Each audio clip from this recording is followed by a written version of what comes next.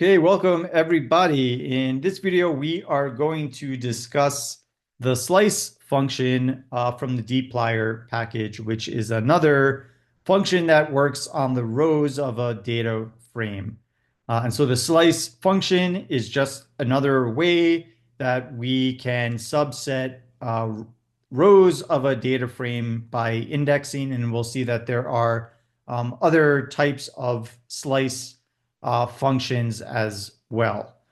So if we, for example, want to subset rows 10 through 12 of the storms data frame, then one way that we can do this is we can just go into storms and say just use regular old indexing 10 through 12, and that certainly accomplishes the goal there. This is saying this question is asking us to do this in a couple of different ways. So this is the way that we kind of first discussed indexing with using row indices in this case. We can also now slice this data frame using the dplyr package slice function. So I would say I've got my slice function. The very first thing that we enter into dplyr functions is a data frame, storms in this case. And now I would enter, according to the syntax up here, the row indices that I want to subset out. So I would just enter it like this. It looks very similar to the syntax up above. And this slices out the same exact three rows, 10, 11, and 12 from the storms data frame. And if I wanted to do this with the pipe, then I would just say take the storms data frame, input that into the slice function, and what do we want to slice out of that storms data frame would be rows 10 through 12. So that's what it would look like using the pipe.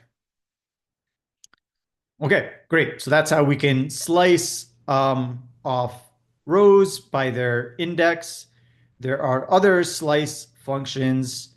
So there is a slice head and a slice tail function, which works similar to the head and the tail functions in base R.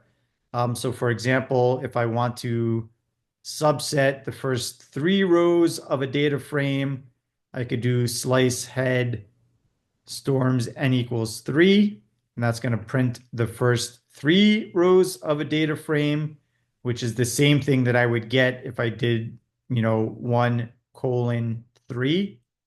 But this is just a special way of pulling off the first, n rows of a data frame. Here I could do the exact same command using a pipe. If you are having fun with using the pipe, we can use slice tail to subset the last, n rows of a data frame. So here I'm slicing the last two rows of a data frame. And here I'm doing the same exact thing using a pipe. So here, all we're doing is we're taking the first input, which was the data frame storms, moving it out of the slice function and instead inputting it using the pipe. So in addition to the slice, then we've got slice head and slice tail. They work very similar to the head and the tail functions in base R. We also have these nice functions, slice max, slice min, and slice sample. And so slice max is going to subset the k rows of a data frame with the k largest values with respect to a specific variable that we specify. Slice min is going to pick off the k rows that have the k smallest values of a certain variable. And slice sample is just a way that we can randomly sample from a data frame. So this is going to randomly select k rows from a data frame. And if we want to get some reproducible results. So in other words, if we want to get the same, we want to fix the randomization so that we get the same rows every time we run the code cell, then we can do that with the set seed function. The set seed function is not a dplyr function. That is just a base R function. So let's take a look at some code below in question 5. And this question is asking us to just put a comment in each of these code cells to explain what the code is going to do. And then we can run the code and just check that that's what is actually happening. So slice max, recall, this is going to go into the storms data frame and it's going to choose 5 rows of data that have the largest wind speeds. So this is going to pick the 5 rows with the largest wind speeds. This is going to, or maybe I should say, subset to 5 rows. This next command down here, this is doing something similar. Here we're using the pipe. This is going to go to the storms data frame. It's going to subset, instead of 5 rows, it's just going to pick 2 rows over here. Instead of picking largest values, this is slice min.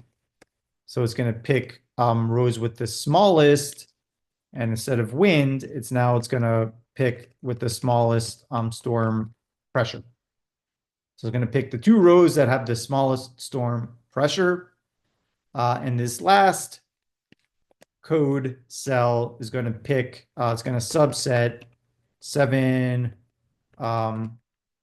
randomly selected rows from storms. And if we want to, I don't know, set this so that it picks the same 7 rows, I could just set the seed. And inside of this function, I could just pick any old number, and that's just going to fix the randomization so I get the same 7 rows every time I run this.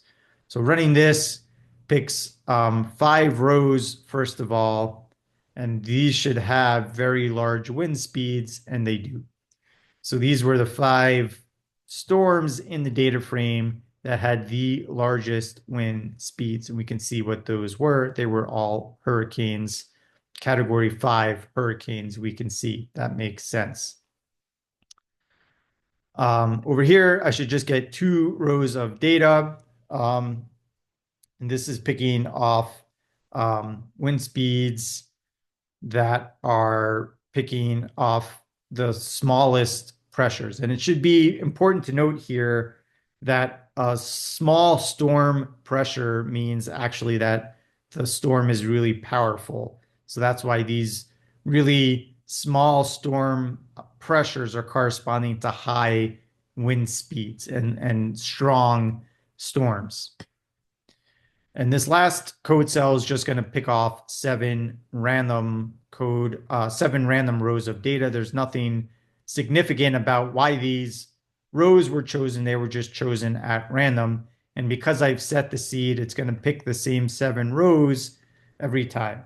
If I turn this line of code off, now I'm going to get 7 different rows every time I run this, right? So now it's a different randomization. So every time I run this, it's picking 7 different rows. So that's all this set seed is doing, is it's, do you want to get the same output every time? Yes or no. Okay, so that's how slicing works in dplyr.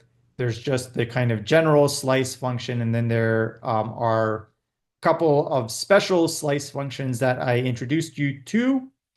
And then in the next video, we'll talk about some additional functions that operate on rows, such as the arrange function. Thanks.